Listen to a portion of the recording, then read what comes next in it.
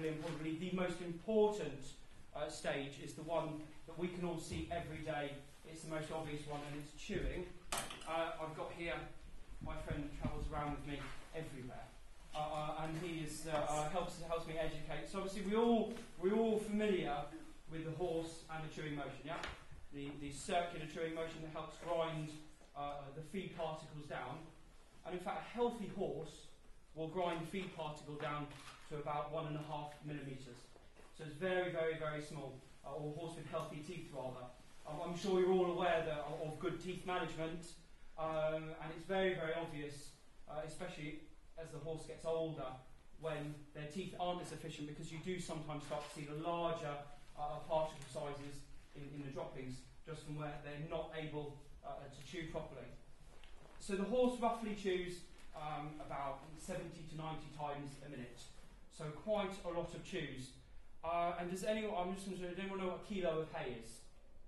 Everyone familiar with a kilo of hay? Yeah, so sort of rough sort of weight. A quick guess on how many chews per kilo of hay? Anyone, quick guess. How many chews per kilo that we're after? For a pony or for a horse? Start.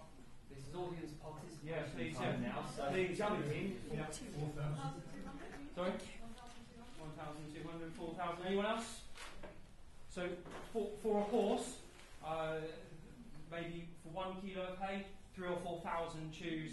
For a small pony, it can be anything up to 8,000 per 1 kilo of hay.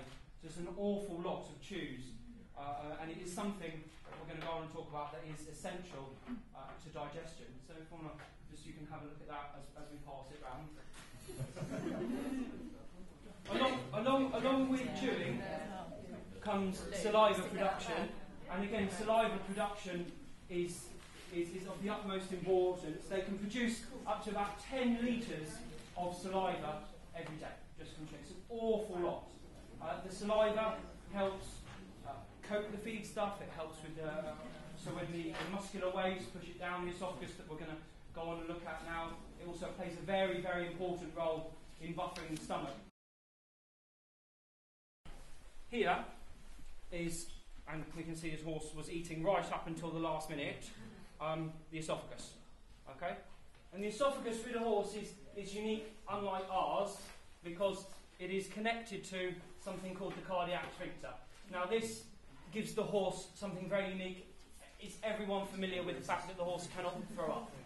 Yeah, everyone here familiar with the horse that cannot? Well, this is why, and it is a very, very, very strong valve. Okay? So from chewing, we've established that the horse has chewed, created the feed into a bolus, which is roughly the size of a golf ball. And then through the esophagus, it then pushes it via muscular waves. Anyone remember what that's called from school? Peristalsis. Brilliant. Come be my sister. So yeah, peristalsis, it pushes it all the way down into the stomach. And that is finishing the first stage of digestion, mechanical. And albeit, yes, then the majority of it goes on in here, but just think about how important the first stage is. Because if the first stage isn't looked after, if you don't monitor your horse's teeth, if you make sure that we don't have enough chew time, then the rest of it doesn't function efficiently and doesn't function properly. So from here we go to the stomach, and what strikes you about the stomach first? Yeah. Anyone? How big is this horse? Go on, rough guess. Sorry? Bang on, yes, madam. Yeah, 15 hands.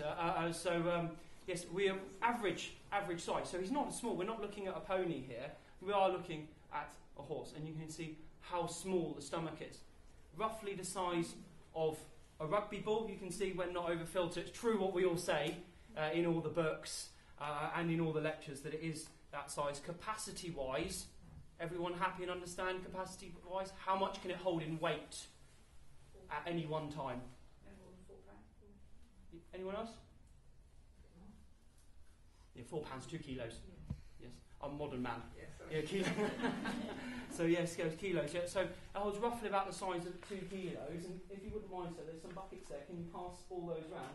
What I've done is I've put in 4 buckets. I've put a basic coarse mix. I've put a fibre mix. I've put some cubes, and I've put some chaff. It all weighs the same, and it's all 2 kilos.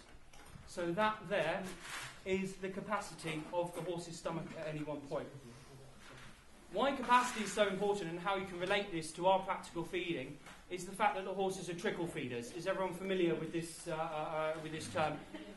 Trickle feeding means eating little and often. So chewing lots, producing lots of saliva at all the time, constantly moving through the stomach. And the horse's stomach works in a way where once it is about 3/4 full, it will start to empty and start to go into the small intestine. So anything over what you feed them will not be digested properly. And so this is one of the main things that we need to realise is the capacity and the actual meal size. It's not a lot of cubes, is it, everyone? It's not a lot of cubes at all, is it? No? If I was to put that in front of a horse, who would look at me like I was crazy? Yeah, but then if I was to put the cubes in front of there, everyone would think I was being mean. Yeah. So that is roughly 2 kilos. So, and it is in the stomach that the second stage of digestion begins, and this is the chemical stage. So here the enzymes start to break everything down, and it's in here that the simple carbohydrates start to be absorbed. Everyone familiar with what simple carbohydrates are? Basically sugar and starch. So quick release energy. Right, we're going to cut them open. Everyone okay? So here we go.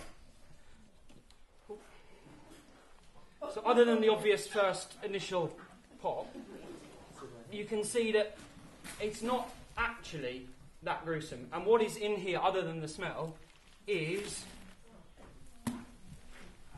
just what we're familiar with. Grass, hay, and like we saw with the esophagus, this horse was eating right up until the last minute. The stomach wall lining is incredibly sensitive. The whole stomach, as it is acidic, but obviously there's at different levels. It has to be acidic because the horse, the bacteria needs to be killed. However, at different levels, at the bottom of the stomach, it's incredibly acidic, and at the top of the stomach, it's a little bit less. So you've got varying degrees there.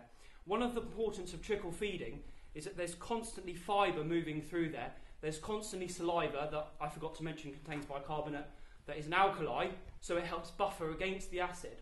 Now an empty stomach will then leave a lot of acid in the bottom, in the pool, and leave the top part of the stomach very, very sensitive to any acid splashes or anything like that. And combined then with large meals like we saw before, you can then increase the risk of ulcers. And everyone is familiar with the term gastric ulcers. And that is one of the main reasons and the main cause for it is lack of fibre in the diet moving through here, lack of chewing and saliva production, and large meals. So, it's in the stomach as well that a lot of the protein is then digested, and then whatever else is left in here then moves into the first part of the small intestine. Where is it? We can find him. The duodenum.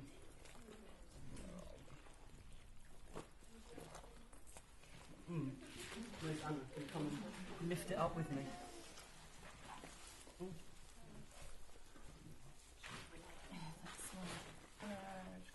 Yeah. Oh, is it gone? Yeah, I've lost it. Chopped it off. It's gone under here. There it is. That's it there. It's here. Oh, fantastic. Because it goes underneath. I can't put that through, but that's it there. So you can see, even though this has still got the esophagus attached to it, it's very small. Yeah. It's not a bad lining actually. It's quite a healthy horse, isn't he? Well, that's boring. Yeah, no, I know. You seem rather boring in there. Okay. Thank you very much. So from the stomach, it goes into the duodenum, the first part of the small intestine. The small intestine as a whole is split into 3 parts. First part, the duodenum, which is the smallest part, only about a metre and a half long. And then what we see here is mainly made up of the jejunum, which is 25 metres long. If we were to cut this off and spread it out, it was easily spread around here, around the corner, in one straight line. It's absolutely enormous in comparison. If you think of the horse's size, And what's striking for me is the fact that it is all twisted in the horse, and it's held up by something that we call the mesentery here.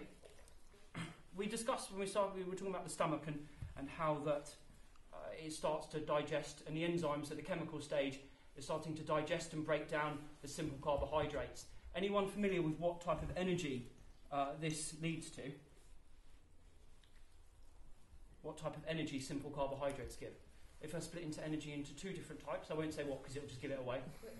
Yeah. So it splits into quick release energy. Obviously, the back part of the horse that we'll look at in a minute is slow release energy. Okay, if I take off a little bit. Okay. So yeah, the back part is the slow release. What sort of time scale do you get through? Good point. Thank you. So relating to the rule of feeding in the stomach, how long feed would stay in there for anyone? Pretty simple rule of feeding.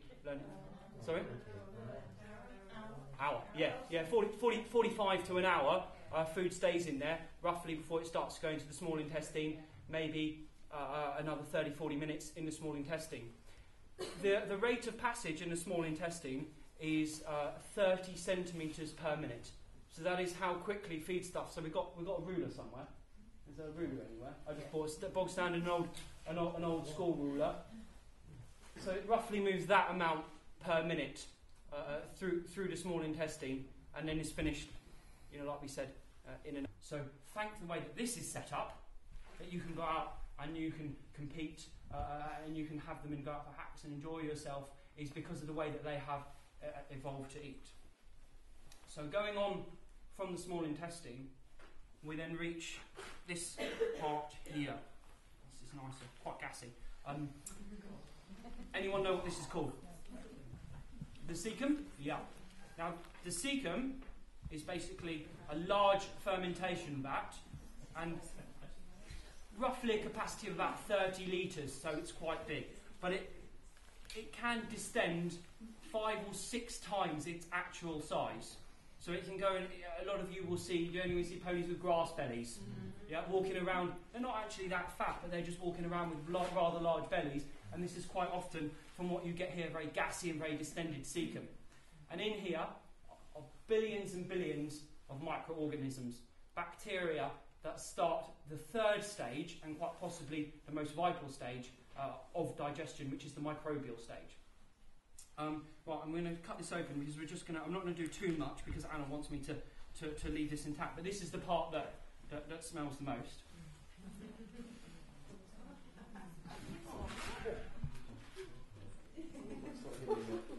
Now, No naked flames. no, exactly.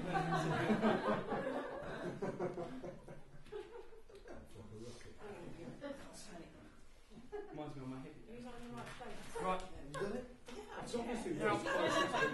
Now, what's going to be interesting about a large intestine and from the cecum is how much water it retains.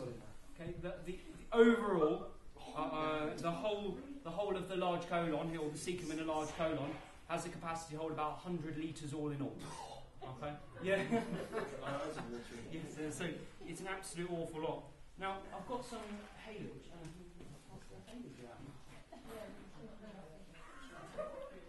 Okay, maybe something smell a little bit nicer. Is everyone familiar? Everyone's familiar with haylage or horseage? And you get that sweet smell. Yeah? Maybe smell it as you go around.